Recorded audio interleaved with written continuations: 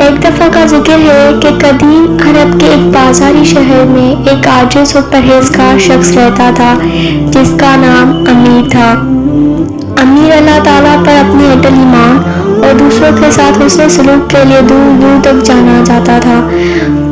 اس کے پاس ایک قالین کی چھوٹی سی دکان تھی جو اسے اپنے والد سے وراثت میں ملی تھی اور اسے اپنی کاریگری پر فخر تھا۔ گرمیوں کی ایک جھلستے دن کریم نامی ایک تھکا ہوا مسافر شہر میں پہنچا۔ کریم کئی دنوں سے صحرا میں بھٹک رہا تھا اور پانی اور پناہ گاہ کی تلاش میں۔ اس نے امیر کی سخاوت کی شہرت کے بارے میں سنا تھا اور اس نے قصبے میں پناہ لینے کا فیصلہ کیا۔ جیسے ہی کریم بازار میں داخل ہوا وہ فوراً دکان کے باہر آویزاں امیر کے رنگین اور پیچیدہ طریقے سے بنے ہوئے قالینوں کی طرف متوجہ ہوا۔ وہ امیر کے پاس آیا، گرم مسکراہٹ کے ساتھ اس کا استقبال کیا اور پانی کا گلاس مانگا۔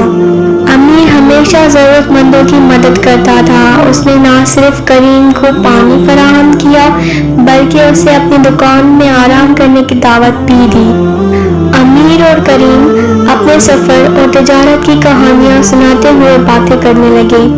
کریم نے وضاحت کی کہ وہ اپنے گمشدہ خاندان کی تلاش میں تھا اور راستے میں کئی مشکلات کا سامنا کرنا پڑا۔ امیر نے کریم کے درد اور تکلیف پر ہمدردی کرتے ہوئے غور سے سنا۔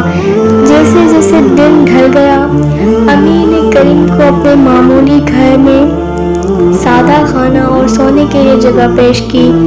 کریم کو امیر کی مہربانی اور مہمان نوازی نے بہت متاثر کیا۔ سونے سے پہلے اس نے امیر کے ساتھ دعا کی اور اللہ کا شکر ادا کیا کہ اس نے ایسے رحم دل روح کی رہنمائی کی۔ اس کے بعد کے دنوں میں کریم امیر کے ساتھ رہا، قالین کی دکان میں اس کی مدد کرتا رہا۔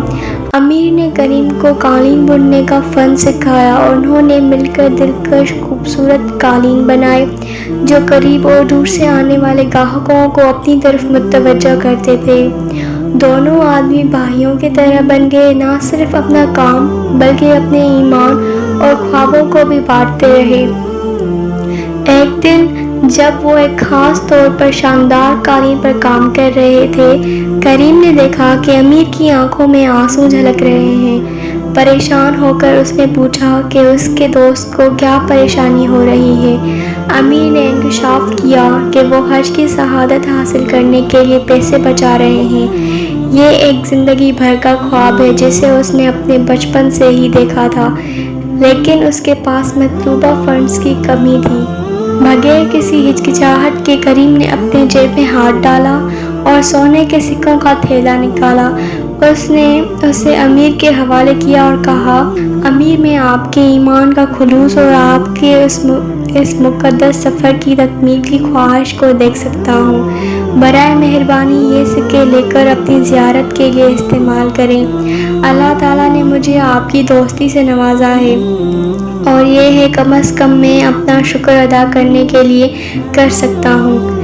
امیر جذبات سے مغلوب ہو گیا۔ اس نے کریم کو اپنی زندگی میں بھیجنے پر اللہ تعالیٰ کا شکر ادا کرتے ہوئے خوشی اور تشکر کے آنسو کے ساتھ تحفہ قبول کیا۔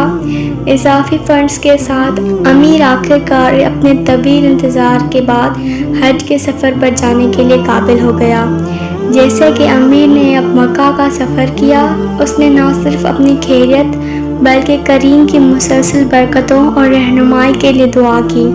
ان کی ایمان، دوستی، بے لوثی کی کہانی پورے ملک میں مشہور ہو گئی، جو احسان کی طاقت اور اللہ پر اٹل ایمان کے انعامات کی یاد دہانی کے طور پر کام کرتی ہے۔